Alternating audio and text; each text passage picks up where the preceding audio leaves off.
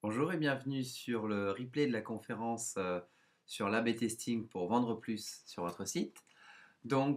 Aujourd'hui, on va focaliser sur les trois principales questions qui nous ont été posées suite à cette conférence, à savoir de l'indépendance des tests A/B lorsqu'ils sont conduits soit de façon multiple sur le même site, soit et bien sûr différents éléments, par exemple sur une page produit, si on teste que le call to action alors qu'il y a des images aussi éventuellement à tester, etc. On y répondra bien sûr. Sur l'homogénéité, ou la non-homogénéité plutôt, de certains gros catalogues et le fait de tester par exemple les boutons d'incitation à l'action sur toutes les fiches produits alors que les fiches produits ne sont pas les mêmes. Donc une problématique effectivement fréquemment rencontrée, donc on la mentionnera. Et enfin, sur le volume de données nécessaires avant d'avoir des résultats pertinents, est-ce que c'est paramétrable, comment ça se passe? Pas d'inquiétude, on va répondre à tout ça. Alors, première question donc sur l'indépendance des tests AB entre eux. Alors vous avez deux grands types d'indépendance possibles. Soit vous avez différentes campagnes en cours. Donc par exemple, vous testez des variantes sur des pages produits ou sur des pages de listing ou sur des pages de conversion ou sur l'ensemble du site par exemple. Donc là, en fait, l'indépendance des données est simple dès l'instant où vous avez défini des objectifs distincts pour chacun de vos tests, donc chacune de vos variantes, et que celles-ci ne comprennent pas dans le tunnel de conversion d'étapes qui elles-mêmes font partie d'un autre jeu de test. Donc, si vous arrivez à conserver à l'esprit cette indépendance des versions, vous pouvez exécuter plusieurs tests en simultané, il n'y a pas de problème. Le problème se pose quand il y a, donc le deuxième cas, des croisements comme ça de données, ou par exemple plusieurs choses à tester sur la même page. Je prends un exemple simple, sur une page produit, on veut tester et l'image et le bouton d'incitation à l'action pour savoir qu'est-ce qui va apporter le plus de conversion. Alors là, pas de remède miracle. Soit vous testez les deux et vous voyez qu'il y a un impact, et ensuite vous refaites une campagne pour tester ou l'un ou l'autre pour savoir lequel des deux a eu l'impact le plus significatif. Est-ce que c'est bien important pour vous de savoir ça dès l'instant où vous êtes arrivé à améliorer vos conversions? C'est un autre débat. Soit justement vous le testez au fur et à mesure, d'abord l'installation à l'action, ensuite les photos, ensuite un mix des deux. Ce qui, par contre, dans un cas plus fréquent, peut se retrouver sur des tests qu'on appelle ABN, c'est-à-dire plusieurs versions. Une version où on ne travaille que le call to action, une où on travaille que les images, une où on travaille les deux. On voit celle qui convertit le mieux. Et si celle qui convertit le mieux est en fait un mix des deux, donc un mélange, on va dire, de plusieurs facteurs qu'on a pu optimiser, à ce moment-là, c'est que ce mélange-là est lui-même optimal.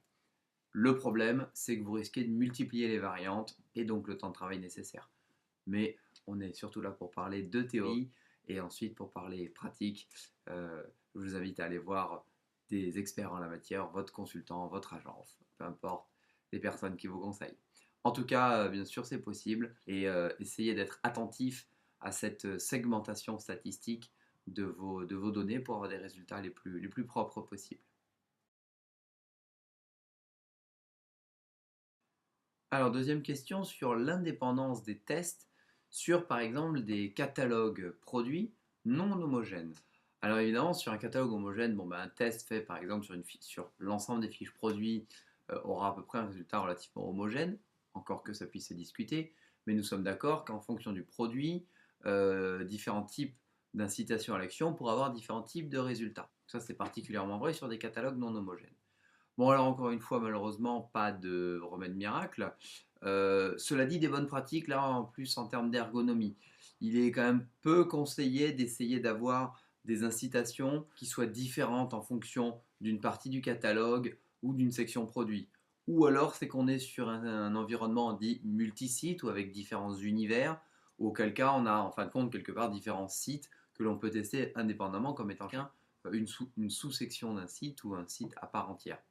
Pour rester dans le cadre général d'un site classique, on préconise tout de même plutôt dans les tests AB d'avoir une espèce d'uniformité, donc d'essayer de trouver l'incitation à l'action qui va être la plus optimale dans le cas général, c'est-à-dire sur le volume de vente ou le volume de conversion qui est le plus important pour vous, ou en tout cas le plus numériquement euh, présent.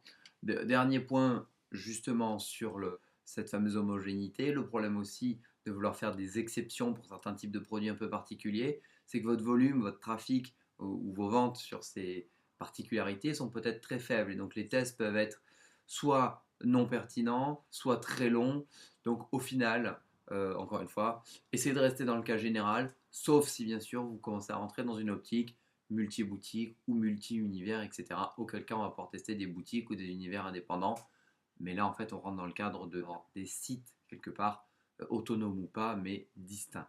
Donc le cas général étant de tester, et bien sûr il y aura des cas qui ne seront pas forcément optimaux. Le but de l'A/B testing n'est pas d'avoir la solution optimale, mais la solution la plus rentable. Et c'est ça le plus important pour vous. Donc en espérant que ça a été assez clair. Dernière question sur cette série de l'A/B testing. Question très pertinente sur à partir de quand ou de quel volume de données, de trafic ou de conversion les résultats sont exploitables. Alors ça, en fait, il n'y a pas de règle. En fait, on va dire les outils d'analyse, enfin, en tout cas Google Analytics, ne vous impose pas de trafic minimum ou de conversion minimum, si ce n'est qu'il ne vous donnera des résultats, bien évidemment, que quand vous aurez des conversions. Mais, euh, mais justement, c'est important de réfléchir au sujet. Par exemple, si vous avez, je dis n'importe quoi, je vais lire un peu ma fiche sous les yeux, mais pour vous donner un exemple, vous avez sur plusieurs variantes votre design de base, vous avez 1300 visites avec 18 conversions, donc ça vous fait un taux de conversion de 1,4%. Confronté à, à une variante qui sera une variante, on va dire A, sur laquelle vous avez reçu 45 visites et 3 conversions, 6,7% de conversion, 5 fois plus. Et une variante B, vous aurez 555 visites et 36 conversions, donc 6,6% de conversion. Donc là, instinctivement, vous allez dire, ah, la version A a donc 0,1% de conversion de plus que la version B et 5 fois plus de conversion de plus que le test initial. Le problème, c'est que là, vous avez fait un raccourci un peu trop rapide. La version A n'a eu que 3 conversions. Alors, est-ce significatif pour votre business? C'est possible, ça peut l'être. Ça peut ne pas l'être. Donc là, on va dire c'est subjectif. À vous de voir, par rapport au volume que vous faites, si ces données ou ces statistiques sont significatives et peuvent être interprétées comme des résultats cohérents dans un ensemble pour un jeu de test ou pas. Vu qu'a priori sur un design de référence, on peut considérer qu'on peut avoir une vingtaine de conversions sur le même laps de temps, c'est plutôt ça, donc là en l'occurrence 2 semaines. Dans le même laps de temps, pour un trafic, puisqu'il y a eu 3 tests en simultané, donc divisé par 3, 21 divisé par 3, on va dire, on pourrait s'attendre à avoir au moins 7 conversions. Là, on en a 3. Donc, a priori, statistiquement, ça n'est pas exploitable. En tout cas, la donnée n'est peut-être pas très fiable. Donc, il ne faut pas forcément se baser dessus. Alors qu'à côté, la variante B, qui a un taux de conversion un peu inférieur, mais qui par contre a obtenu beaucoup plus de conversions sur le même laps de temps que le design d'origine, finalement, c'est peut-être lui la meilleure version.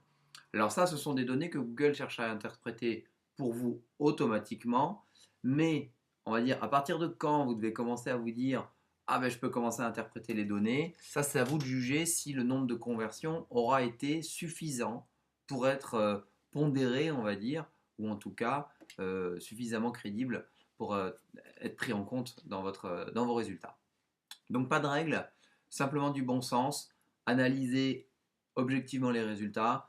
Juste pour citer le cas général, en moyenne, on lance des campagnes AB sur 2 à 4 semaines pour avoir un visite, un flux, un nombre de vues par jour, on va dire, pas par jour, un nombre de vues total, pardon, équivalent à peu près à 5 à 10 000 vues pour essayer d'être quand même au-delà d'une dizaine de conversions, mais en restant en général en dessous d'une centaine également. Bref, totalement des chiffres subjectifs, hein, ça peut ne pas être du tout adapté à vous, juste pour vous donner des ordres d'idées. Donc en espérant avoir répondu à toutes vos questions, avec brio bien sûr, et je souhaite vous revoir, enfin j'espère, lors des prochaines conférences qui suivront très très bientôt. D'ici là, prenez soin de vous. Au revoir.